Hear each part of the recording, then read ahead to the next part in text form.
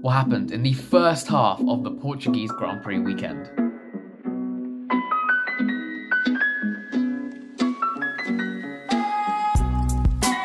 What a weekend we had here in round 5 to finalise the 2023 races. We're heading on to the new year. We've now got our Christmas break. And what a way to finish it in a track just like Portugal, to begin our European section as well, as we move on, of course, to Spain, to Italy, to Hungary, going into 2024. However, for the Portuguese Grand Prix, it was a fantastic race. Fantastic race weekend, I should say. Look at the strategies. I mean, goodness me, what strategies we saw. We saw all 3 slick tyres being used. Of course, we had wet weather in both Division 1 and Division 2, which made it even more exciting, definitely, as we saw that transition from wet to dry and when the drivers would pit.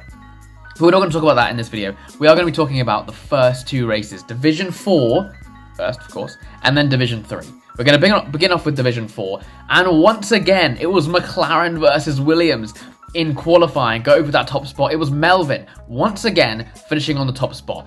This, again, another race weekend, all 5 in a row, where there has been a Williams on the front row in qualifying. Melvin is doing absolutely unreal in qualifying. We see whether he was able to keep that up in the race. A new driver that really stuck out was Crankz, and we'll talk about him a lot in this rundown. Starting 5th for Aston Martin, of course he was reserving at the time. He has got himself a race seat now in AlphaTauri. Very, very exciting team for him to be in there. But we'll watch as the drivers went off the line. Crankz notably started on the soft tyres as opposed to the other drivers on the medium, so he did get that better start. He was able to jump, I believe it was Blake, off the line and try and push for those front positions. As lap 2 went on, Charlie passed Liam. And Liam, for some reason, something must have gone wrong. He must have got kind of shook because Crankz managed to sneak his way down the inside of turn 6. And I think Liam felt the need to let his teammate by as well, maybe with the lack of momentum he had. Let his teammate by around the outside of turn 9. Gamer Slimy saw an opportunity, got through as well. Liam dropped from 2nd to 6th in about a 4-5 corner complex. It was really unusual to see Liam just randomly drop back like that. Maybe he felt like he had the pace later on in the race to get past, but he did kind of spoon feed the other drivers that position. Like I said, Crankz was on the soft, so he was really utilising those. And on lap 6, he managed to get past Melvin. Following that, he managed to get past Charlie a little bit later in the race. And it was obvious that the front 4 were the quickest drivers. Once Liam did get back onto his feet, got a bit more comfortable with the car, got back past Gamer Slimy, back past Blake, and that front 4 ran away. So it was it was leading Charlie, then Crankz, then Melvin, and then Liam on the back as well. Very interesting fight. While at the back, that battle for P5 was a Blake versus Gamer Slimy. With, you could see in the back we had Dan Tucker. We also had Max or Jamie in the back as well. It was really, really interesting. It was interesting as well, the strategy that went on. Once Crankz got past Charlie and he was leading the race, both Williams pitting a little bit earlier than we expected them to. They actually went onto the hard tyres, and it was very evident when they came out, especially Charlie, who was already struggling with track limits. The warm-up on the hard tyres looked quite difficult. They were not quick at all. They were very, very slidey. They were significantly quicker than the mediums were. Of course, it's a 33-lap race. We're at about lap 16 when they did end up pitting, lap 16 and lap 17. So by that point, the mediums were slow enough for the hards to enable them to have an undercut effect, but it was nowhere near the undercut effect that we probably expected. And it also cost Charlie track limit penalties. He didn't end up finishing the race on 6 seconds of track limit penalties. That means he went off track 6 times over what he was legally allowed to do. And that penalty did, in fact, end up costing the position, but we'll get into that later. Like I said, Charlie was struggling on those track limits. However, the McLarens that stayed out very late, especially Liam, which I would like to mention, Crankz switched on to the medium tyres after starting on the softs. A very unusual strategy, going for soft to mediums, but he did manage to make it work, and it wasn't too long before he caught up to that fight with the Williams again. Blake was the next one to pit. He went from the mediums to the soft tyres. Liam, like I said, stayed out very, very long on those medium tyres, maybe waiting for a safety car, but he really wanted to find every part of potential in those soft tyres. Maybe McLaren were worried about his tyre degradation on the soft tyres, because he ended up getting not only undercut by the pack that he was in, that front 4 pack, he actually ended up getting undercut by Blake as well. So he dropped back into the other train that he'd originally gapped in the first stint. It was a very interesting strategy, and it looked like he did have the extra pace. But there was a moment where Liam went for an overtake on Blake down the main straight. He needed to catch up with the pack he was originally in. He'd lost so much time with stopping that much later. The two McLarens collided going down the straight. Not a huge crash, just a little tap. And all the way through the first sector until Liam eventually got through on the entry of turn 5. The McLarens were on top of each other. This looked like a mixture of Blake defending, Liam attacking. I didn't think that was necessary. In my opinion, I think obviously there's an element of team orders. And with Liam sitting first in the championship, Blake sitting, I think he was 4th in the entry at the start of this race. There is that kind of hindsight image of, right, okay, the main rivals, the Williams, are up ahead. Liam needs to catch up. I don't know what the team orders was, or if there was any team orders. It did not look like there was going to be team orders there, because Liam really looked like he was forcing a move. He didn't look like he was waiting at all to look for a beneficial place for Blake to let him through. He went straight all aggression, trying to force his way through at turn 1, then forcing his way through on the entry at turn 4. Blake went so wide to let him through. This shows unequal balance between the teams. Blake looked like he was actively trying to let Liam through at an unusual place because he maybe thought he'd blocked his teammate into turn 1. I think that was very unnecessary. Liam was obviously quicker. He had 2 lap younger tyres, so naturally he would be quicker anyway. But they did not need to force a move like that. It didn't need to be rushed. And if anything, they lost them both time. But they didn't end up colliding minorly going down the straight, which is not a great image when you're trying to catch up with the other drivers ahead. As expected, the hard tyres on the Williams weren't as quick. The soft tyres on Liam were.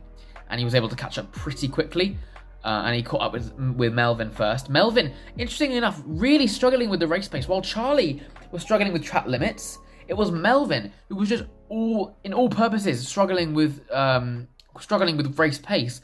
Both Williams were very close together after the pit stops. By the time Liam got to Melvin was a good 5 seconds away from his teammate. He was really struggling with race pace. He was lapping around 8/10 slower a lap than his teammate on the same tyres. It was worrying to see. While Charlie was fighting at the front with Crankz, it was Melvin who was the first one to fall victim to Liam, or so we thought, because by the time he caught up to the Williams, ahead was a lapped car. It was F1 Delayer in the Haas who had really struggled this race. He was sat in dead last. He was being lapped, and of course, if you don't know, the rules around blue flags. Blue flags are waved when a driver is being indicated he needs to let the drivers behind go because he's getting lapped. The easiest way for the lapping car to get through is by giving them DRS. Now the worry was, because Tim, or F1 Delay, was in that situation, but not because of his pace, but he was there because of collisions. And I don't think his wing changed the first time, so he was forced to pit again. He wasn't actually that much slower than those drivers. The problem with this is that all the way around the lap, Melvin was being given DRS by a driver that wasn't even supposed to be in that fight. Liam was now fighting one-legged almost, because he had that enormous disadvantage, because he didn't have the speed boost that he would have had by having DRS. When Liam did eventually go for a move down the main straight, he had to burn his battery going down the straight, which he probably wouldn't have had to do had Melvin not had DRS. Tried to force a move down the inside of turn 1. Now, again, a little bit rushed, but it had to be done there. But Liam taking such an obscure line, he wasn't ready for the raised curve on the inside of turn 1. He ended up spinning the car, over-rotating it enormously, and the championship leader was facing backwards as Liam carried on. Of course, McLaren were incredibly upset about this. It was, I would say, partly caused by Liam and his obscure line taking through that turn 1, but it was definitely caused by the Haas being there, forcing Liam to burn his battery. He wouldn't have had to take an obscure line and gone into turn 1 at that weird angle had Tim not been there. He would have cleared Melvin with DRS in the first place. So it's really unlucky from the McLaren to be in that situation, but he was at that point behind Blake again, I believe, after that spin. Really unlucky for the McLaren champion. As we went further into the race, Crankz and Charlie having an absolutely unreal battle up at the front, but it didn't really amount to much because Charlie did have that 6-second penalty, and by the end of the race it looked like it was going to be a Crankz victory, but there was chaos still left to go at the back. Lap 30 was a really disappointing one for Alfa Romeo, as Max, who had kind of gone under everyone's radar, he had clung onto the back of the DRS of Dan and Blake, and was actually being towed along It wasn't actually broadcasted, but he did collide with Dan, I believe, spinning his car, spinning his Alfa Romeo, and from really good points, spun all the way down to nearly the back because he spun a second time a couple laps later. This was lap 30 out of 33, so it was very close to the end. So unlucky for Jamie, but following a very strong Alfa Romeo and weekend, so I mean the damage wasn't huge. It wasn't too detrimental. Eventually, down the end of this race and going into the final 3 laps, the hards were evidently getting into more shape. The driver we didn't talk about going in for that strategy was Gamer Slimy, the AlphaTauri, who did go from medium to hard. Interestingly enough, because he was fighting people going from medium to soft. So at this point in the race, he was able to get both past Blake and Dan, and were able to have a solid fight. It was evident that the hards were never going to have that pace advantage. The softs did actually last till the end of the race, but it was fairly close between the 3 of them, and they continued to fight all the way through to the end of the race. Inevitably, he did fall back just a slight bit, but the hards at least found their area where they could have been potentially the quicker tyre. But suddenly, at the end of the race, where the chaos came through, it was going to be clear that Crankz was going to win the race. Melvin was going to get P2 due to Charlie's 6-second penalty. But he was a good few seconds, 4 seconds so, clear of Blake until halfway through the final lap, he got disconnected from the race. That put everyone into shock because he could potentially lose his podium to Blake. Fortunately, the AI did go fast enough. He crossed the line, finishing P3. It was Crankz P1, the reserve for Aston Martin. Unbelievable drive by him. Following that was Melvin and then Charlie in P3. A double Williams podium with Blake having to settle for P4. What an unbelievable race. Chaotic all the way through. Very interesting strategy as well. I really enjoyed that race in terms of the strategy. I think that was one of the best races of the season if you're looking at it from an analytical point of view of the race. It was really exciting to see the strategies come through in that race. But leading on to our driver winner, driver loser. The part where everyone's looking forward to. I'm going to begin with the driver winner, and I'm going to say, I don't want to sound boring. Because I do think, and I think this, I'm going to talk about this as we go through the entire weekend. Portugal has an interesting way of having drivers who were in such a good position and that aren't usually there, and they just drop away, and then drivers that were surprisingly up as well and just stayed there. It was all over the shop. I mean, of course, the final 2 races, like I said, the rain affected that, and having to deal with completely different conditions obviously affected that. But even in the first 2 races of the weekend, it was very interesting to see the drivers who were at the front that we don't usually see. But I am going to go with Crankz. I think that having a first race in a new league is always worrying. To do it in an Aston Martin as a reserve, always worrying. It's a lower team. To come through, qualify 5th, and then win the race on an obscure strategy as well. He went for, I believe, the normal strategy that the game gives you, which often isn't the correct one to go for. Do I think the medium soft could have been better? Maybe. He wouldn't have got that start off, that's such a fantastic start, getting past Blake off the line. He potentially wouldn't have been fighting with the Williams in the first place, because he may have got caught up with the McLarens had he started on the mediums. Whatever he decided to do, whatever he planned, it worked, and it deserved him a seat in AlphaTauri, currently the 3rd best team on the grid. So I think that's a very, very strong performance from him. I'm really excited to see what AlphaTauri can bring in 2024. But yeah, I think Crankz deserves it. I think his fight with Charlie would have been much more interesting had Charlie not had those 6-second penalties, but that's on him. I think Crankz, it was an incredibly managed drive, and I'm excited to see what he can bring. Driver loser, I mean, the obvious one would be Liam. Because he was sat fighting at the front. Well, he was trying to catch up at the front. Weird strategy that didn't help. And also, I didn't mention, he ran out of fuel at the end of the race. And I completely forgot to mention that. He ran out of fuel at the end of the race as well. That's not going to help anything. So ran out of fuel, in my eyes, terrible strategy. And he spun. So fair enough, good driver loser kind of option. I like the obscurity. I like going for random people, or not random, but I like going for people that people don't expect. I like looking around the grid, not necessarily just a front fight. I like looking all over the grid. I'm going to go for failing squash. And the reason I'm going to say for him is but it was unnoticed by many, but he was staying in DRS for a good while with Csick. In fact, actually, that's a lie. He was behind DRS of Csick while everyone was pitting. Managed to outpace Csick and catch up, get into DRS. Csick finished P6 in that race. So failing could have brought in really good points for AlphaTauri in his reserve drive. However, a disconnect caused him to drop from P6 down to P12. He had 3 seconds of track limit penalties. It's not awful. Same as Csick. He was quicker than Csick throughout the majority of the race. I think that could have been a really underrated drive. The disconnect really cost him. So I'm going to say that my driver loser is going to be failing squash. My team winner. Team winner goes without saying, really. It has to be Williams. I think Williams... I said it at the start of the season that it's evident that Division 4 is a real flagship division for them. Obviously, I've actually, fun fact for you actually, across the 4 divisions of the league, the only team that has 2 drivers in the top 3 is Williams, and they have P2 and P3 in Division 4. That's a really good statistic, especially for a team that is currently midfield. I believe they're P5 in the OCC, currently ahead of Red Bull, behind Alfa Romeo and AlphaTauri in this incredible battle we're seeing for P3. I wish them the best of luck, and it's evident that, like I said, Division 4 is a strong division for them. To bring home a double podium, yeah, fair enough, Charlie could have won if he'd been a bit more careful with the track limits, but we've seen what he's able to do. P3 still very strong. I would have been heartbroken for him if he'd lost that to Blake due to a disconnect, but yeah, very strong drive. And I'm excited to see what they can pull for the end of the season, because the battle between them and McLaren in the constructors just in this division is unreal. And I'm so excited to see what they can do. My team loser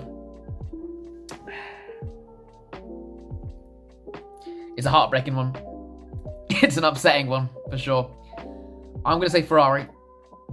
I think this was an incredibly poor drive from Ferrari across the board. I think Vlad was off pace the whole way through the race. I didn't see much from him at all. And we've seen him being unusually off pace this season. He's currently sat P6 in the overall constructors, or the drivers' championship, I should say. He's currently P6 in the drivers' championship, crucially behind both McLarens and both Williams. Dan is 1 position behind that. And I mean, I can appreciate Vlad disconnected from the race, I think 3 times, causing him to, I think, DNF, which is his second DNF of the season. Dan, on the other hand, sped in the pit lane, got track limits as well, so I think he finished the race on, I want to say it was 8 seconds penalties, but I have a bad feeling it was 11, because he got 6 seconds of track limit penalties and speeding in the pit lane. Very lazy, is all I can say. He's currently 7th in the Drivers' Championship. The fact that in my predictions at the start of the season, I predicted Dan P2 and Vlad P3. Raven, on the other hand, predicted Vlad P1. And for them to be 6th and 7th, with the support that they're getting in the team that is currently leading the overall constructors, and it's not even like they're, and this is going to sound horrible because I love Vlad and I love Dan, but the fact that they're not actually even in this front fight, like at all, and we saw in Bahrain, they both were, that was a fantastic start, and it was unlucky to how they both lost it. But the fact that they haven't been back there in 4 weeks is worrying, I think. And Ferrari overall are in a good position because they've got a lot of quick drivers.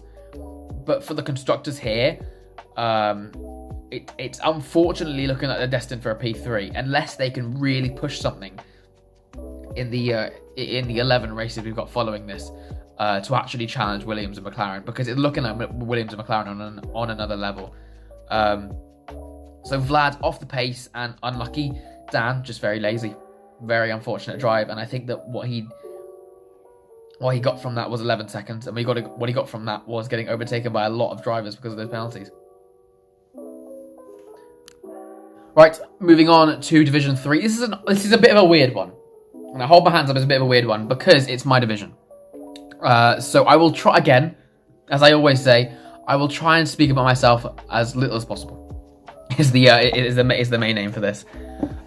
So Division 3 was a very odd one, but it was a fantastic qualifying by Millard once again, sticking it on pole for I believe the 3rd time this season.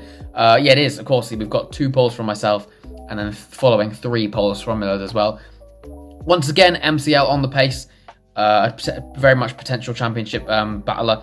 And going into the race as well, unusual qualifying by me again, down in P6. Not what we saw at the start of the season as well, so it's going to be interesting to see where this championship goes and where the fights continue to go on.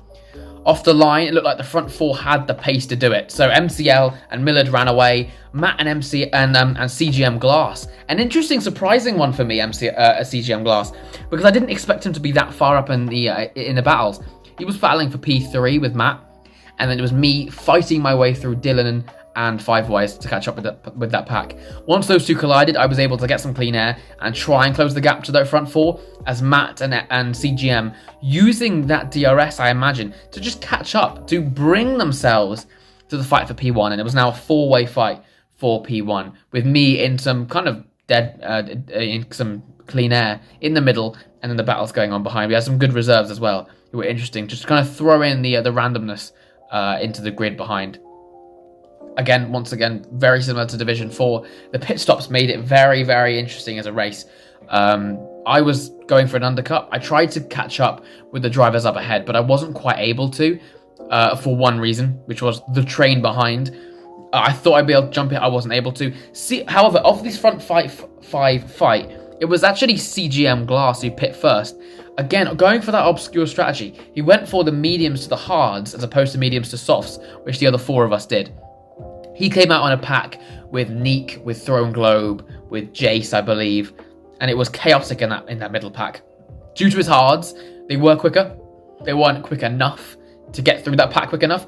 I was the next one to pit, going for that undercut, like I said, and I got caught in that fight as well. However, on the softs, I was able to just fight through. I was able to get through quicker than him, and that was automatically a position gained without the undercut effects even taking anything. I expected him to pit later with everyone else.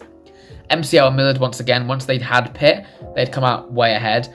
Matt as well, the last one to pit, came out behind me, but he clearly had the most incredible pace, absolutely binned me, and ran away. He was pretty clean air for the P3 fight, and it was pretty much secured P3 for him, secured P4 for myself. However, MCL and Millard, their fight carried on all the way to the end of the race with them battling. However, once again, Millard crossing the line in P1, but with a 3-second penalty, struggling with the track limits. Is the same story as he had in Qatar, I believe, and he lost the win to MCL. What a drive from MCL as well, and I wasn't expecting this from him. Alfa Romeo having a driver like this, who's performing straight away. He's had 2 wins in a P2. That's stronger. That's incredibly strong, actually. I mean, he's currently P4 in the championship, right behind Matt. It's evident that us front four are going to be at each other's necks all season, with a bit of CJM Glass there, who's been really strong in the last 2 rounds. And the fight continues to be incredibly close. Miller did get a post-race penalty that pulled him back down to P3, allowing Matt up to P2. I believe was equal highest finishing position this season, which is very strong for AlphaTauri. And overall, just a very, very close race. I was able to secure a P4, which I think was the best I could do in the situation. I think that going for that undercut was the only way to get myself into that fight. I wasn't quick enough to catch up on raw pace because they all had DRS. I was forced kind of single-handedly to go for the DRS, go for the undercut, and then just hope I get into DRS with that undercut or potentially jump them. And to get stuck in that train was irritating.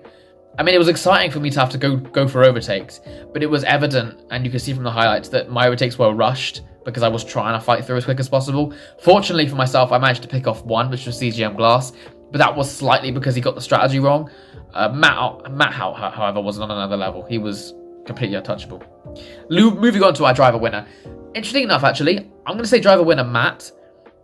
MCL will be the obvious one. Again, like Division 4, I'm trying to get a bit fancy. I'm trying to go a little bit different. I am going to go for Matt. And the reason I'm saying for Matt is because, and it is a little bit biased because I didn't actually fight MCL this race, but Matt was rapid. Matt got past me like it was nothing. He went into DRS, out of DRS, done. In 1 lap. I had nothing, no answer. And the fact that I was, 6th in qualifying, I felt there was a lot of time in my lap.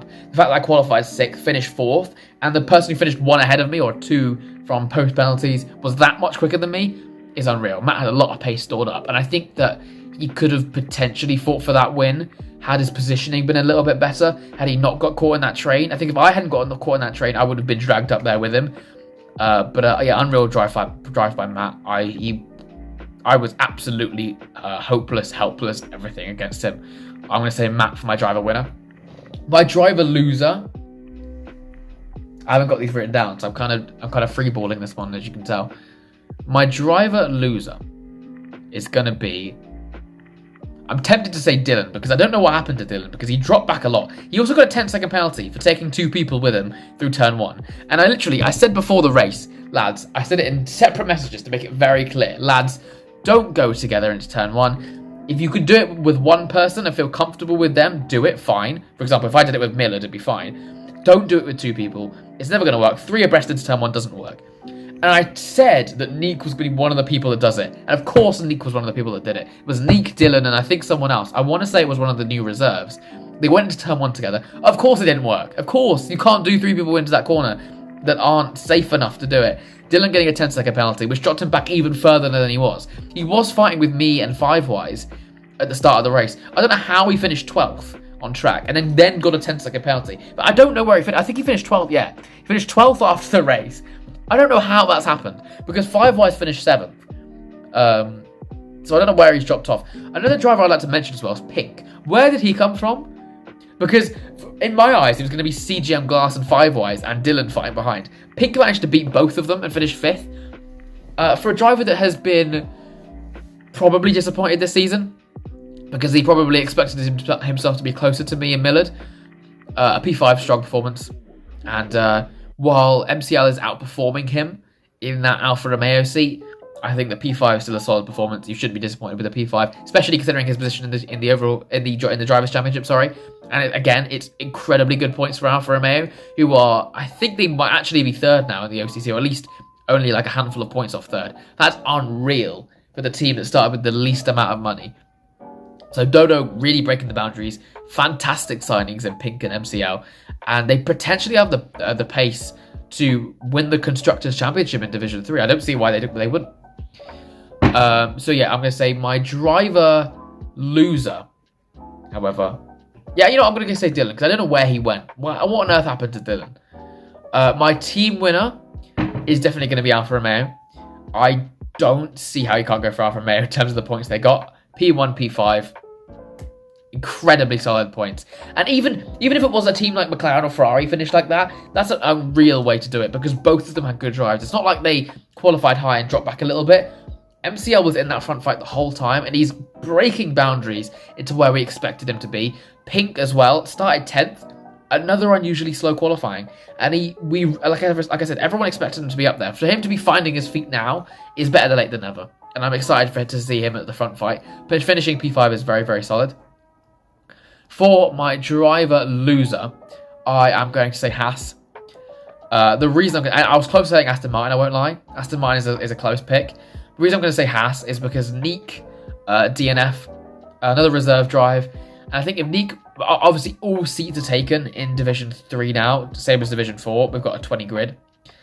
For Neek to really be pushing for a seat mid-season, she should not be DNFing, basically. Finishing low down is not great. DNFing is worse, and I think that this is another drive where it's been an unfortunate one. Yes, she got collected in that collision into turn 1, but besides that, I never saw anything huge.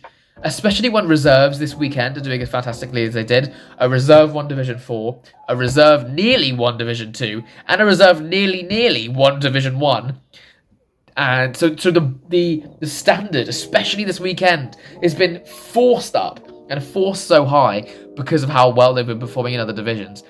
And no one cares about a reserve that DNFs or finishes, 16th, 17th. You have to be showing something interesting, especially a division that has every seat taken.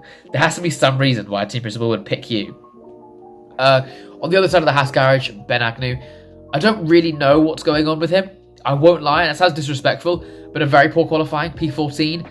And he started on the softs, so again, obscure strategy, try and force his way up the grid. He was there for a little bit, and then I don't know what happened to him. I think he might have crashed out. And for a driver that, again, we expected him to be at the front, it looked like it was going to be me, Matt, Pink, Millard, and Ben Agnew. The fact that 2 of them haven't been up there at all, and they've been replaced by MCL, is very, very strange. So, I don't know what's going on with Ben Agnew. I really did think that he would be an enormous factor into Haas's challenge up the grid. I thought they would be closer to Aston Martin in the OCC, I won't lie. They're looking that they were just in dead man zone. They're just in a random area in P9. Alpine aren't close to them in P10, and they're nowhere near Mercedes, so I don't know. I think something going on with him, which is just not clicking in this league. And he said it after the race as well, because I really rate the guy. But he was saying after the race, I don't know what's going on. I don't know what was going on with this race for me. I can never find any pace in XRS, and I hope he finds it, because a P14 qualifying from him is pretty similar to me qualifying P14. It's just a bit random. It's just like, why is there a front driver at the back? So it's an odd one. Thank you very much for joining me today for a little bit of a short episode. I was just throwing information at you. It's a chaotic one, I will say, and I'm excited to make the second episode for Division 1 and Division 2. If you would like to be a guest on this podcast, I've thought about who it's going to be. I haven't asked anyone, I won't lie. We had Millard last week, we've had Raven a couple times as well this season. I would love for there to be someone else. So if you would like to, then potentially I might consider you. You could DM me. DMs are always open. But as we move on to the second half of the Portuguese weekend, and I'll be uploading that video probably tomorrow. And I imagine this video is going to come out on Tuesday. But because it's not Tuesday, I'm recording this on Monday. Then I will see you in that video. We've now got a winter break. We've now got 2 weekends of gap. Everyone enjoy your Christmas. Everyone enjoy your New Year's. Have a lovely time in those holidays away from racing. There will be content in those little bits.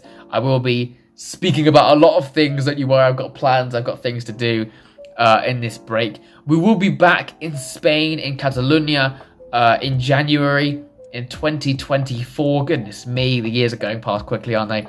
As we continue on with this European section of our calendar, it's going to be a sprint race. It's going to be amazing because it's our second sprint race. What a track to have a sprint as well in Spain. I cannot wait for it because I know I'm going to be pushing for that W. I'm pushing for the front positions. I'm pushing for the win there. So I look forward to seeing you all soon. I will see you tomorrow for tomorrow's video. But from me, I will see you soon. Bye-bye.